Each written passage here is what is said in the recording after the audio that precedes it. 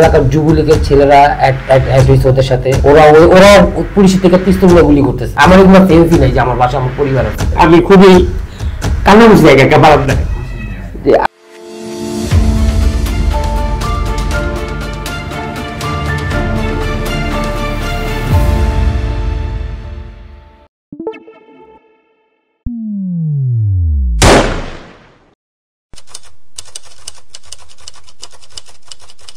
জুলাই স্টোরির পক্ষ থেকে আমরা আজ চলে আসছি মদিনাবাগ রায়েরবাগে রফিকুল ইসলাম সুমন ভাইয়ের কাছে।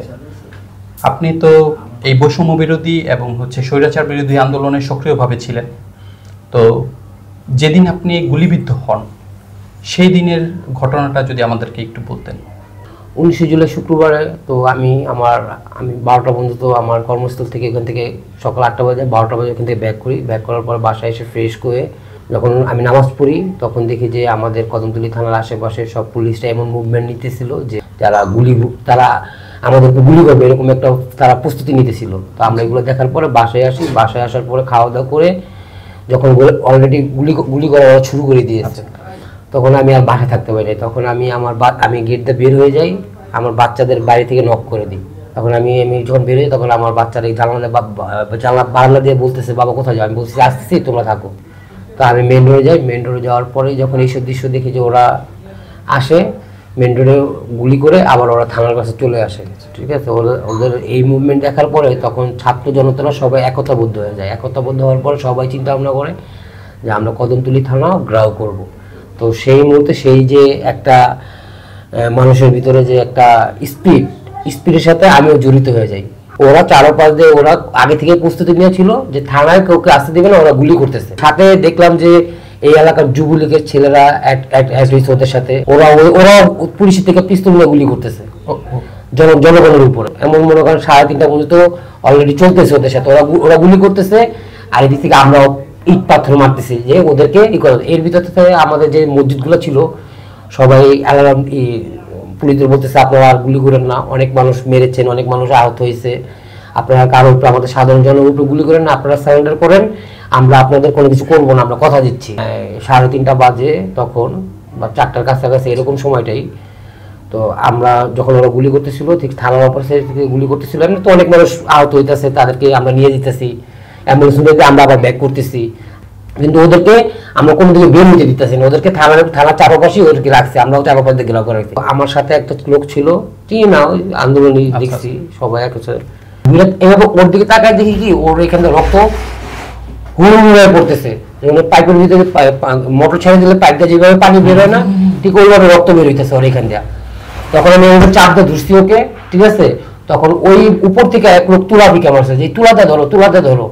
তখন তুলা সব বের করে আমি ওর এখানে চাপ দিয়েছি। এর ভিতরে আমরা 7-8 জন আরো লোকের ভাই বোনেরা সবাই চলে আসছে ওর সিন্ডিকা। তারপরে আমি ওইখান থেকে স্পট ছাড়ি নাই, আমি ওইখানে ছিলাম। আপনি এই অবস্থা থেকে ভয় পাননি বা আপনার কোনো পিছুটান তৈরি হয়নি? না, তখন আমি এগুলো ভুলে গেছি। আমার যে ফ্যামিলি আছে বাবা মা আছে বা আমার ওয়াইফ আছে, বাচ্চা কাচ্চা 3টা মেয়ে আছে, আমার ওইগুলো আমার মাথায় নেই, আমার এগুলো সেন্সই নাই যে আমার বাসা আমার পরিবার আছে। তো যখন আবার যখন ব্যাক করি তখনই এই কদমতলী থানায় হুট করে ও বের হয়ে গুলি করছে। গুলি করার পরে আমার 2 চোখের ভিতরে এসে গুলি লাগে। যখন গুলি লাগে তখন আমি সাথে সাথে ওই স্পটে পড়ে যাই, আমি দাঁড়ায় থাকতে পারি 1 সেকেন্ডের জন্য, সাথে সাথে পড়ে যাই, কারণ অনেকগুলো গুলি একসাথে রাখছে। তো ওই ভাই আমাকে তাই না তুলছে। পরে ওই ভাই আমাকে আমি বলছি ভাই, আমি ওই অবস্থায় বলতেছি ভাই আমাকে শুধু একটু মেন রোডের উপর নিয়ে যান, ঠিক আছে। কারণ আমি জানি যে এখান থেকে মেন রোডের উপর নিয়ে গেলে ওইখানে অনেক ভাই আছে আমাকে যারা আমাকে হাসপাতালে পাঠায় দেওয়ার একটা অ্যাম্বুলেন্স উঠে দেওয়ার পরে ঢাকা মেডিকেল উদ্দেশ্যে আমরা রওনা দিই। তখন আমি তো 2 চোখে দেখি না, আমি আমার গেঞ্জি খুলে আমার চোখেও ধরে রাখছি, কারণ ব্লাড বেরোতেছিল তো ধরে রাখছি।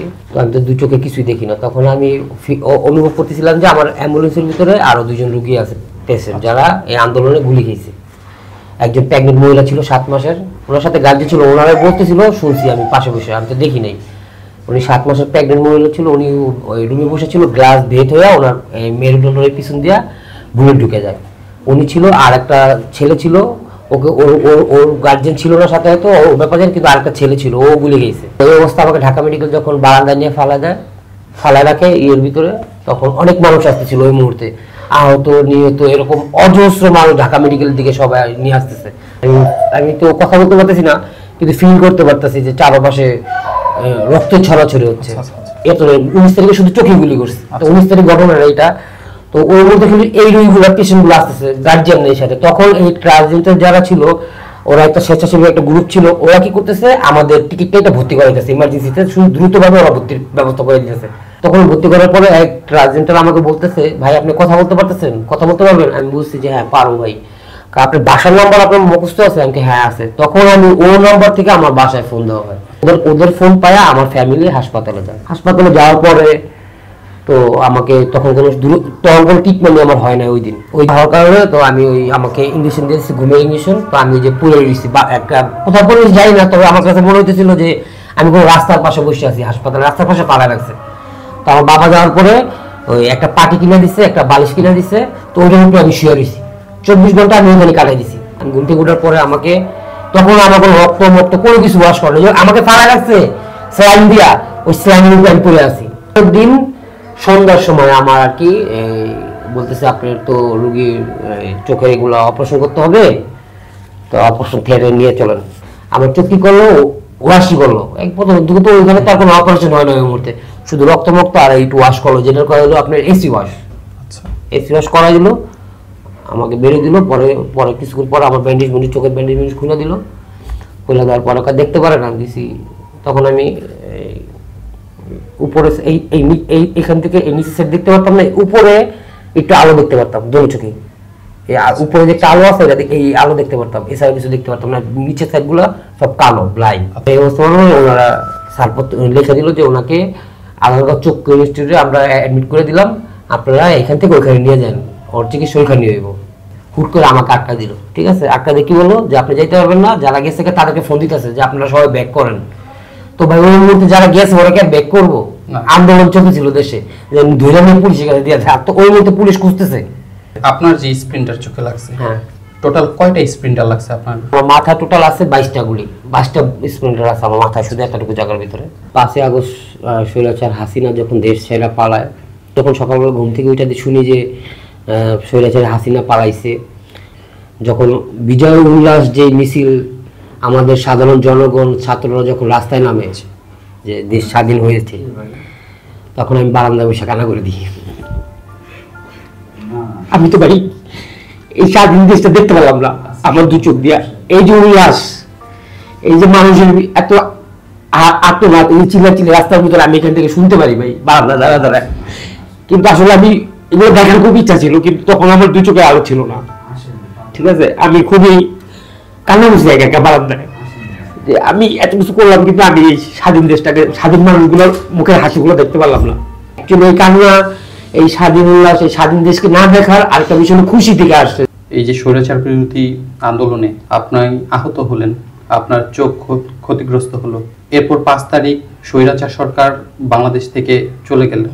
তো আপনি বর্তমান সরকারের কাছে কি চান এবং পরবর্তী বাংলাদেশের কাছে আপনার প্রত্যাশা কি? আমাদের যারা এখন 2 চোখ হারাইছি, 1 চোখ হারাইছি, পা হারাইছি, হাত হারাইছি, তারা তো আর আমরা কর্মস্থল জীবনে আমরা ব্যাক করতে পারবো না। আমাদের পুনর্বাসনের একটা ব্যবস্থা করে দেওয়া। আমাদের চিকিৎসা যেটা চলমান ছিল, এখনো আছে, কিন্তু ট্রিটমেন্টটা আমাদের যে চিকিৎসা চলতেছিল, এখন চিকিৎসার ভিতরে অনেক ধরনের গাফিলতি হচ্ছে, যেটা এখন ডাক্তাররা ওইভাবে আমাদের দেখছে না। তো সরকারের এই দিকে দৃষ্টি দেওয়া দরকার। দ্বিতীয়টা হলো মাসিক আমাদের একটা ভাতায় আওতা হওয়া দরকার, কারণ আমাদের অনেক ভাইরাই আছে যারা কিছুই করতে পারবে না। তাদের যে পরিবারটা, তাদের সন্তান, বাবা মা, তার পিছনে যে যারা ছিল, যে তার উপর নির্ভরশীল ছিল, তারা তো এখন খুব করুণ অবস্থা। যেটা পুনর্বাসনের ব্যবস্থা আমাদের মাসিক একটা, যেমন আমাদের জুলাই স্মৃতি ফাউন্ডেশন থেকে আমাদের 1 লাখ টাকা দিচ্ছে, এটা সবাই জানেন আপনারা। তারপর এখান থেকে ঘোষণা দিয়েছে যে ডিসেম্বরের ভিতরে আমাদের পুনর্বাসনের কাজ ধরবে। রফিক ভাইয়ের মতো যারা আহত হয়েছেন এবং যারা শহীদ হয়েছেন, সেই সকল পরিবারের দ্রুত পুনর্বাসন এবং তাদের যৌক্তিক দাবিগুলিকে মূল্যায়ন করেই আমরা আগামী বাংলাদেশকে দেখতে চাই। সরকার এবং জনগণের কাছে আমাদের এই প্রত্যাশা রইল।